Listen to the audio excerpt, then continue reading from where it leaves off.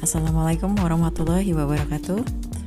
Bagaimana kabarnya? Mudah-mudahan teman-teman semua selalu dalam kondisi yang sehat, tetap semangat. Oke, kali ini saya akan menjelaskan materi tentang kegiatan ekonomi. Materi ini merupakan materi IPS kelas 7 di semester 2.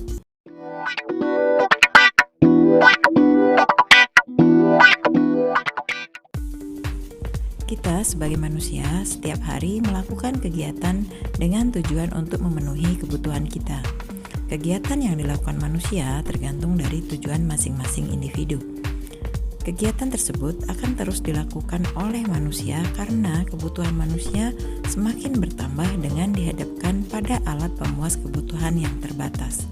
Kegiatan manusia dalam memenuhi kebutuhan tersebut disebut sebagai kegiatan ekonomi. Kegiatan ekonomi dalam kehidupan sehari-hari terdiri atas kegiatan produksi, kegiatan distribusi, dan kegiatan konsumsi. Nah, apa itu kegiatan produksi? Kegiatan produksi yaitu kegiatan menghasilkan atau menambah nilai guna dari barang atau jasa. Berdasarkan pengertian produksi tersebut, dapat disimpulkan bahwa nilai guna suatu barang akan bertambah bila barang tersebut diolah lagi dan menghasilkan barang lain. Setiap barang memiliki nilai guna yang berbeda. Perbedaan nilai guna tersebut dapat dilihat dari yang pertama, nilai guna bentuk. Nilai guna bentuk yaitu suatu barang akan memiliki nilai guna apabila telah mengalami perubahan bentuk. Sebagai contoh misalnya, kacang kedelai akan memiliki nilai guna lebih tinggi apabila diubah atau diolah menjadi tahu atau tempe. Perubahan nilai guna tersebut akan mempengaruhi harga dan manfaat barang tersebut. Harga dan manfaat dari tahu atau tempe lebih tinggi dibandingkan dengan kacang kedelai. Yang kedua yaitu nilai guna tempat. Nilai guna suatu barang akan lebih tinggi karena perbedaan tempat. Misalnya, pasir akan bertambah nilai gunanya jika dibawa ke toko bangunan dibanding pasir itu hanya dibiarkan di sungai. Yang ketiga yaitu nilai guna waktu. Nilai guna suatu barang akan bertambah jika barang tersebut digunakan pada saat yang tepat.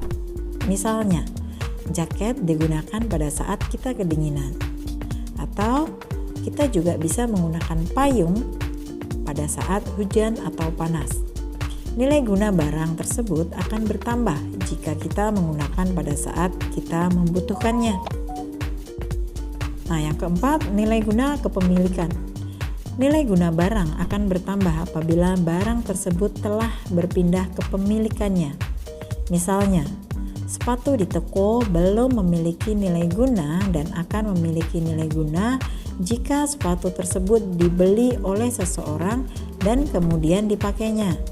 Nilai guna barang bukan hanya ditentukan oleh kepemilikan saja, akan tetapi dapat juga dilihat dari siapa yang memiliki.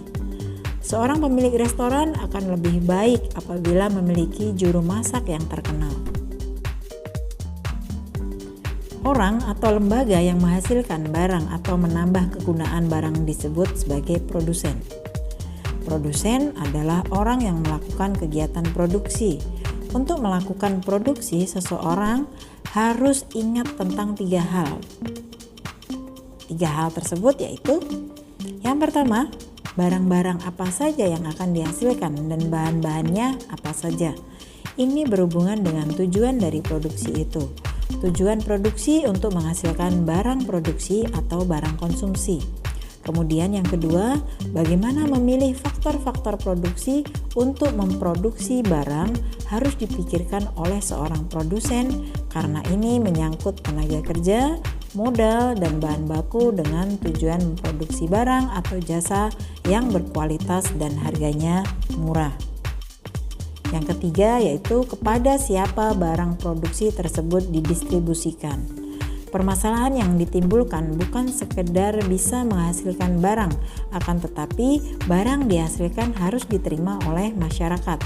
Untuk itu, seorang pengusaha perlu mengadakan promosi agar barang hasil produksi dikenal dan disukai oleh masyarakat. Kegiatan produksi memerlukan faktor-faktor produksi atau sumber daya ekonomi. Faktor produksi dapat dibedakan menjadi 4 faktor produksi, yaitu faktor alam, faktor tenaga kerja, faktor modal, dan kewirausahaan.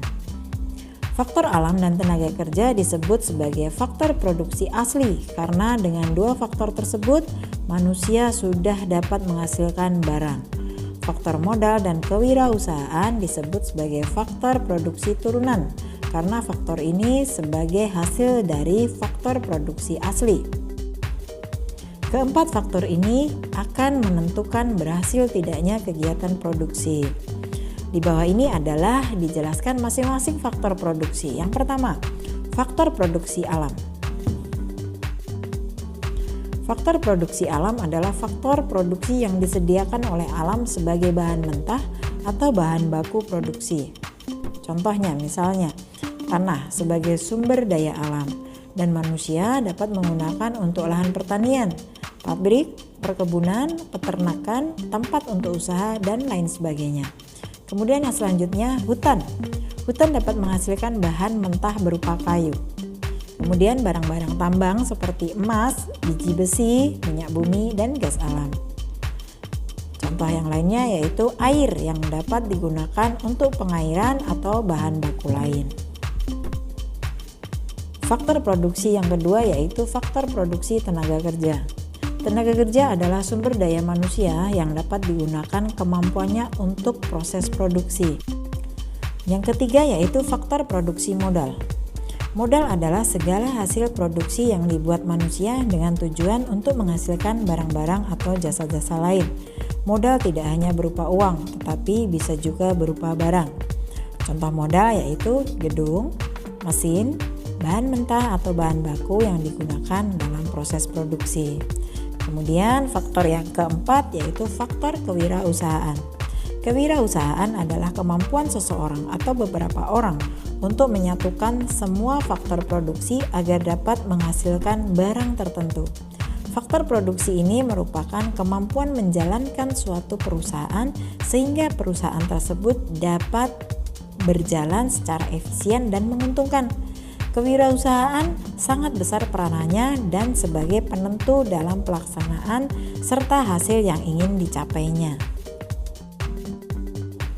Berikut ini adalah penjelasan jenis tenaga kerja. Tenaga kerja dapat dibedakan menjadi 3, yaitu tenaga kerja terdidik, tenaga kerja terlatih, dan tenaga kerja tidak terdidik dan tidak terlatih. Yang pertama, tenaga kerja terdidik adalah tenaga kerja yang menempuh pendidikan formal. Sebagai contoh misalnya dokter, guru, dosen, konsultan, dan arsitek. Kemudian yang kedua, tenaga kerja terlatih adalah tenaga kerja yang memiliki keterampilan yang terlatih. Seperti contohnya misalnya montir, sopir, kemudian penjahit, tukang cukur rambut, dan lain sebagainya. Yang ketiga yaitu tenaga kerja tidak terdidik dan tidak terlatih adalah tenaga kerja yang tidak mempunyai keterampilan. Seperti contohnya tukang sapu, tukang sampah, dan kuli bangunan. Selanjutnya yaitu kegiatan distribusi. Kegiatan distribusi adalah kegiatan untuk menyalurkan barang atau jasa dari produsen ke konsumen. Siapa yang melakukan kegiatan distribusi? Kegiatan distribusi bisa dilakukan oleh perorangan atau lembaga distribusi. Lembaga atau perorangan yang melakukan distribusi disebut sebagai distributor. Oke, selanjutnya ada jenis-jenis distributor. Yang pertama yaitu distributor langsung. Distributor langsung ini membeli dalam jumlah besar dan langsung dari pabrik, lalu menjualnya kepada pedagang kecil atau retail. Contohnya misalnya grosir, eksportir, dan importir. Kemudian yang kedua, distributor semi langsung. Ini membeli dari pedagang besar dan menjualnya langsung ke konsumen secara eceran. Contohnya misalnya pedagang asongan, pedagang kaki lima, dan minimarket. Yang ketiga, distributor tak langsung. Ini hanya mempertemukan penjual dan pembeli, tidak bertanggung jawab terhadap barang yang diperantarakan. Perantara ada 3 jenis, yaitu agen, komisioner, dan maklar atau broker atau pialang. Tujuan distribusi antara lain sebagai berikut. Yang pertama, menyalurkan barang dari produsen kepada konsumen. Kemudian yang kedua, agar hasil produksi lebih berguna bagi masyarakat. Yang ketiga, kebutuhan masyarakat akan barang atau jasa bisa terpenuhi. Kemudian yang keempat adalah agar kontinuitas produksi terjamin. Yang selanjutnya adalah kegiatan konsumsi. Nah, pengertian dari konsumsi itu sendiri adalah setiap kegiatan memakai, menggunakan, atau menghabiskan kegunaan setiap barang baik secara berangsur-angsur maupun sekaligus habis. Barang yang digunakan secara berangsur-angsur contohnya misalnya buku pelajaran, tas, baju seragam, sepeda, mobil, barang lain yang digunakan langsung habis misalnya makanan dan minuman. Nah, demikian tadi penjelasan tentang kegiatan ekonomi. Mudah-mudahan bermanfaat untuk kita semua. Terima kasih telah menonton video ini. Kita ketemu lagi di pertemuan berikutnya, pertemuan yang kelima tentang permintaan, penawaran, pasar, dan harga. Kita ketemu lagi di pertemuan berikutnya. Wassalamualaikum warahmatullahi wabarakatuh.